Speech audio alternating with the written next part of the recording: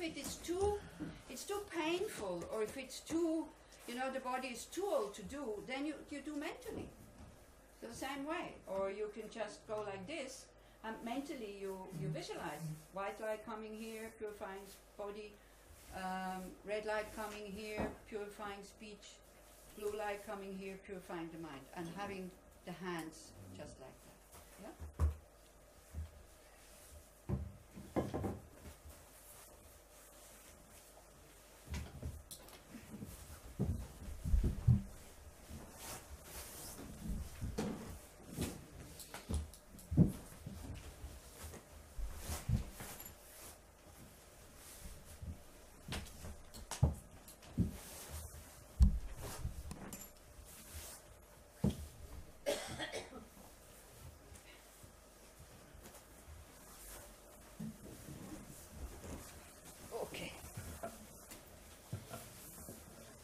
Okay, so I just wanted to explain that because it can look or sound or be somehow a little bit strange sometimes.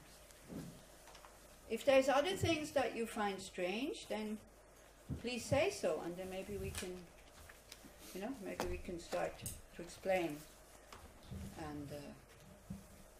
and see what it is. Yeah. I still struggling without introduction. I just say, I think we all agree that disturbing emotions cause suffering. Mm-hmm. Yeah. And it can take years to get free or even know. Mm-hmm. But I think the question is how. Mm-hmm. What else? I think the question is how you eliminate them. Yes. What else? Yeah, what this is can what else? we will discuss. Yes. And what if, for example, I mean the missing link that I don't hear is the or maybe I don't hear because I don't. Or maybe I didn't say it yet. Yes, yeah. is the part that accept yourself. I mean, yes. Disturbing emotion, I mean, Yes. jealousy, Yes. anger, everything Yes. is part of us. We are human beings. Yeah. It's part of us. We are not perfect. Okay. So this is something that's I Yeah. mean, it's there from very early age, Mm-hmm. and what I don't hear is where the part that give the message that like with a little child that for example his mother have birth at birth and he has a baby at home that he's jealous. I mean, if we say, oh, it's not good to be jealous. Well, I didn't say that to the baby. I said this to grown-up people. Okay, but I think your question comes too early. Okay, if you still have your question at the end of like tomorrow evening, then you can ask again, because this is all about. This is why I said, first we accept ourselves. First we work with ourselves to be happy. So how can you work with yourself to be happy when you start hating yourself? It's impossible. Yeah. And in order to transform anything, anyway, be it a body sickness or be it a mental sickness or mental poison, first you have to accept that we have it. But then also what needs to be there also is, you see, if the danger of this, when you say it's part of us, yes, at the moment it is part of us, but I know human beings who have no jealousy, for example, because they're happy. So if it would be our nature, everybody would have to have it in the same way. And we would not be able to change it. The word being in the nature of means you cannot change it. And it's the same for everybody. The nature of water is wet. You cannot change that. Yeah? The nature of fire is to burn, is hot. You cannot change that. So when you say it is natural, or it is, when you say it's part of us, fine. I agree. If you say it is normal, or it's the nature of human beings, I would say no. It is there, and it has a cause. It is there because it's a dependent arising. It is depending on lacking awareness. Okay? Now, and we need to see this, that it makes us suffer, and we need to see that there is a possibility to heal it. That's what we need to see. Because if you want to remain the way you are, with all the negative emotions, fine, it's absolutely no problem. But that's not what the spiritual path is all about. The spiritual path is about decreasing, recognizing these negative emotions as not part of me. I have them, yes, but they're not kind of an integral part of me. I can transform them. The same way as I need causes in order to be angry or jealous, the same way when I stop these causes, the anger and jealousy will go, and I will still remain. I will remain a freer and a happier person. You know, it reminds me, because there is like two a different attitude in psychology about aggression. Because once we say that aggression is we have the impulse, it's something that it's inherent. Yeah. And the other side, no, aggression, it's because of frustration, it's because of things. So it seems that the Buddhism... Okay, Buddhism goes to the other side. Aggression arises when you have an idea how things should be, and it's not like this out there, then you get aggressive. And you use that aggressiveness to help you. But we'll come to that, okay? So if you can be... But definitely, it's like we, at the first step to accept ourselves the way we are. Yesterday, I think in the meditation, I gave you one sentence to think, which was, I am a good person. Did you think that? Did you use it? Did you use that sentence? I am a good person? I gave it to you in the meditation. Did you dare to use it? Yeah. Every morning, get up, sit down and think, I'm a good person. Because then the goodness will come out.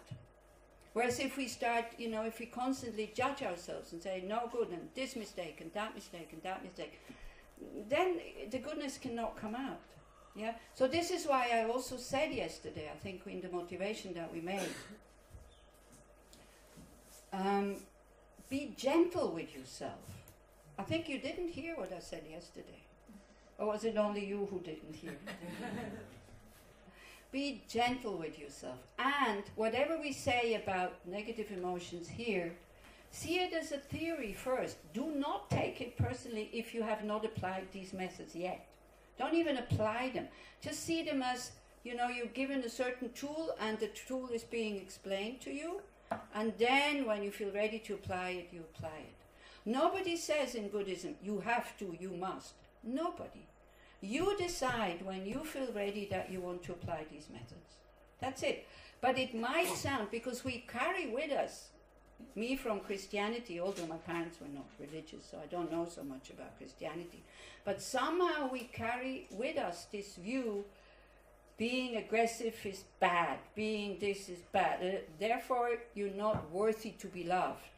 This is what we carry with us, these kind of views. But when you talk about these two psychological views, that these emotions are inherent, then Buddhism would not agree with you. But we will come to that also. Aggressiveness, a certain aggressiveness is needed to survive, but the moment you start to fix on I, me, then it goes into something dangerous and hurting others, okay? The moment it is just the emotion, and emotion means emotion, the moment it is just energy, and then we act without self-interest, we can take the I out of the whole thing, then it can be quite helpful actually. Yeah?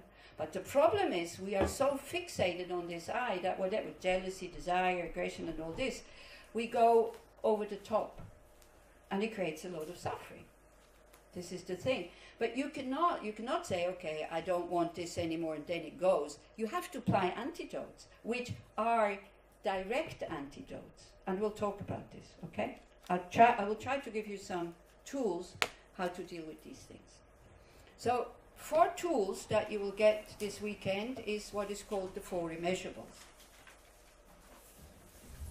Immeasurables. In Hebrew, immeasurable? מידות ללא שיעור. מידות ללא שיעור.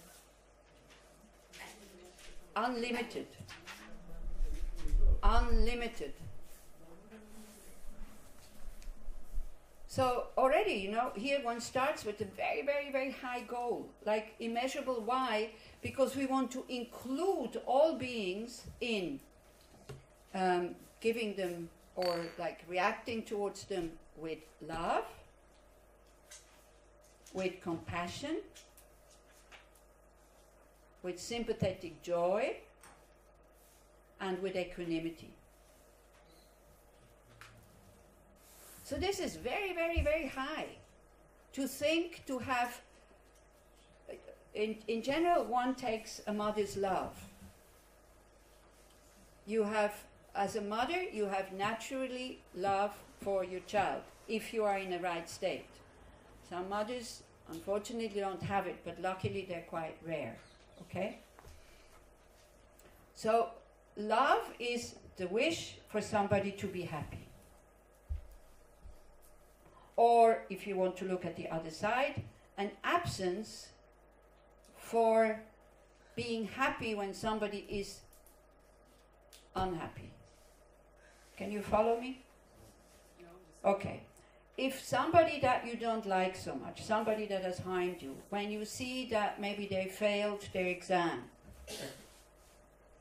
it creates a certain kind of happiness, a good feeling. He or she deserves it. Yeah? So that's not the kind of happiness we want to develop, because that is not love. So the love of a mother for her child, or a father, is constantly there, doesn't have to be developed, Neta, isn't it? And it's not that you obsessively think about your children. As she goes. Still now, okay, well, maybe, okay, you can, but it's like, it's an attitude that we can feel. Close your eyes, those who have to, all of you, close your eyes. And try to get in contact with that emotion. So if you have brother or sister or grandmother or mother or father, just somebody that you feel very comfortable in their presence. Don't look at me, because you don't know me well enough. It's not safe. Can you feel that attitude? When you think about this person, can you feel that attitude? Wishing them well in a very simple, natural way. We'll do a longer meditation on it in the break, after the break anyway. Okay, that's already enough. Yeah? Did you feel it? How does it feel? Does it feel good? Okay. The problem with this kind of love that we have, it's attached love. So it's limited to certain people, and when nothing comes back, you know, the more attachment is mixed with love, the less it has a chance that love can survive. It is as almost, at the beginning definitely, not for your children, but when it's friends and partners, it is mixed, and then with a lot of expectations, and then if we do not see it and start to disentangle it, it becomes like a garden that you don't tend, and then the weeds of attachment kind of stifle the love. Like you're your expectations are not met, and then you start to get angry at the person. Yeah. Also, what the danger of attached love is, when the person who is not happy, then of course compassion comes up. But then again, that compassion is mixed with some kind of self-interest, because it's my child or my mother, my father, my this, and we're not open enough again. And very often with compassion, then it turns into pity, because we mix our own experiences with what we hear the story of somebody else. We immediately bring in our own experiences. This is why it's so frustrating sometimes when somebody's asking you, how are you, and you're not well, and then you start to tell them how you are, and 2 minutes later they start to tell you what they are going through. And this is what we also do. We have this wish to, maybe it's a wish to share, but it's also then the wish to share. I also go through that. Maybe it's a wish to communicate. I understand what you are going through, but the problem is we remain stuck in our own experience and not really listening to the other person anymore. And we totally forget that my experience is finished. I don't need to get stuck there. Yeah. So then it turns into pity, and then again it kind of separates us from the other person. Okay.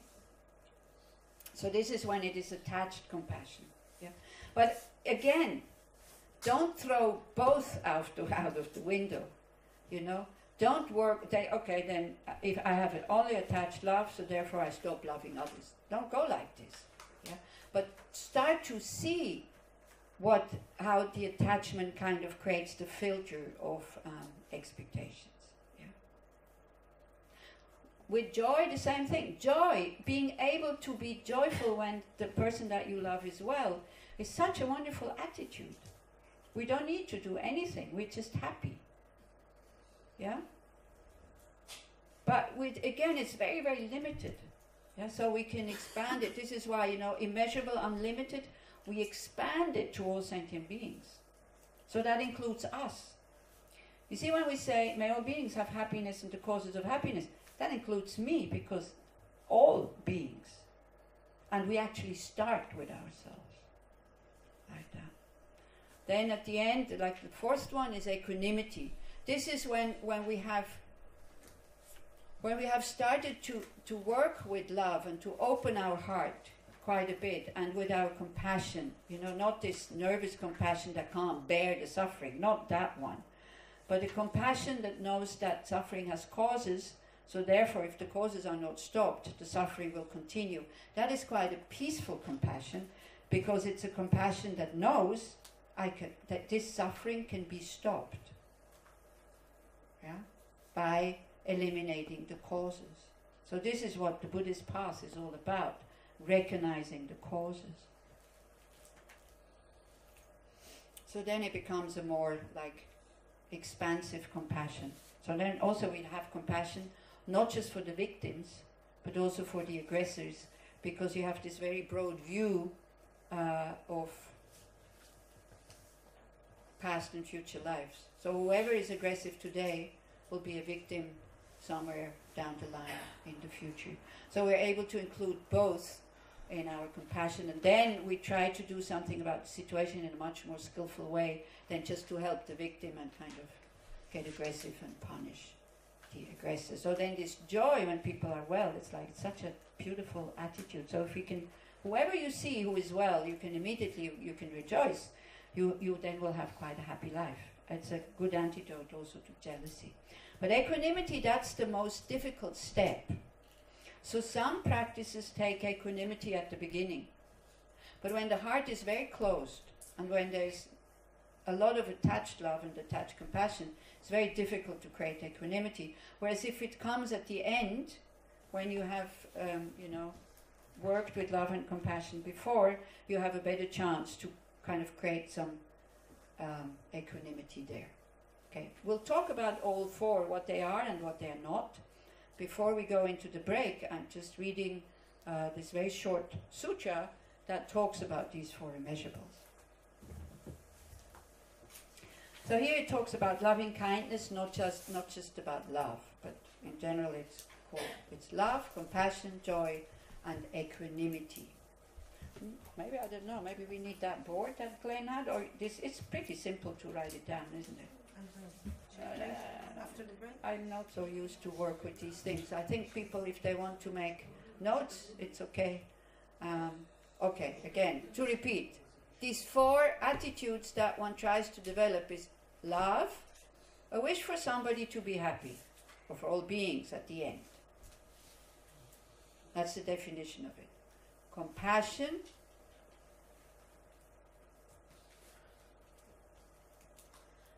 the wish for beings to be free from suffering.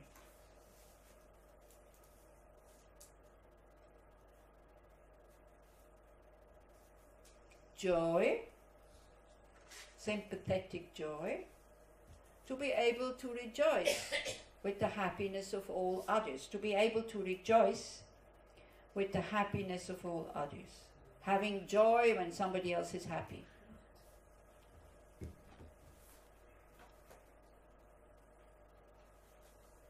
And equanimity is to start to see that we are all equal.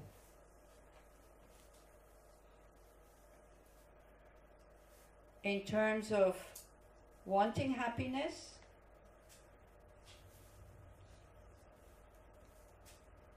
and not wanting suffering. So instead of me and them, it becomes us. And of course it talks about immeasurables, meaning all others. So with that attitude, one starts to see that these categories that we are making of friend, antagonist, and stranger are not as solid as we think. And they are, again, not based on what they do. I mean, that's what we base them on. But they are based on how I see it. Usually an enemy is kind of somebody that harms me. We call this an enemy, right? But this enemy can help you develop patience, compassion. With your friend who is well, you will never be able to develop that with that person. Yeah? So it's not a just clear-cut enemy, but this is how we usually see it. Somebody who fulfills my needs, that's a friend. Somebody who doesn't fulfill my needs, this is what we call the antagonist. Somebody who is good for this I, me in here, makes me feel comfortable, that is a friend. Somebody who agrees with me, who does what I want him to do, that is my friend. But these people, they're nice, but they're not really helping us to grow. They're not showing us our negative emotions. It's too easy in a way. Yeah, but I'm not saying that you should lose your friendliness for the people who do what you want them to do. Yeah. But and also when there's a lot of attachment in there, and when it comes only from this side, then these categories can change very quickly. Because if the friend doesn't do what we want them to do for us anymore, then that's it, friend finished. Yeah? It actually turns into the antagonist. Very often, strong hatred that we have for people come because we thought that we have love for them before. We thought it was love, but it was attachment. Yeah? When disappointment comes, when they don't behave the way you think that they should behave, then it turns into first aggression, anger, finally into hatred, where you can't even look at them anymore, it's so strong. Usually with strangers we don't feel like this from the beginning, yeah? But it's especially people that we thought that we have loved that it goes that way. Do you understand what I'm saying? Yeah? The stronger the attachment, the more you want from the other person, the easier it is for that person to harm and hurt you. The more you just want to give, selflessly, not because not to invest. Love does not invest. Attachment invests, and then feels disappointment Like with every investment, when nothing comes back. Investment means we give something to the bank or to a bond or to whomever. When nothing comes back, we get angry. So love does not invest. Love just gives. Okay. So practicing loving kindness to overcome anger.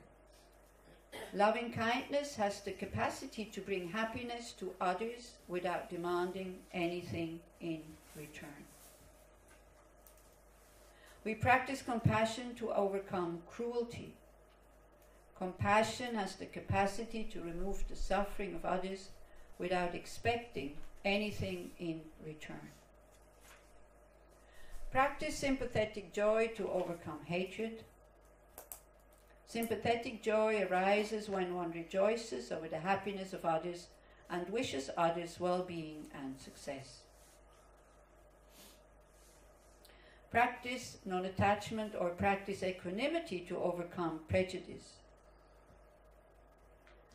Equanimity is the way of looking at all things openly and equally. This is because that is. Myself and others are not separate. Do not reject one thing only to chase after another. I call these the four immeasurables. Practice them and you will become a refreshing source of vitality and happiness for others. I see some people nodding. Wouldn't it be nice to be able to have just these four mind states always there to act with these mind states, with love, with compassion, with joy, and with equanimity. So that's a very high goal. And as you say, there are methods how to do that, and this is what we'll do, but now you'll have a break. Okay? So now you're having a break until 11:15. Please remain in silence, then you come back here, and then we do a meditation on loving kindness. Thank you. Thank you.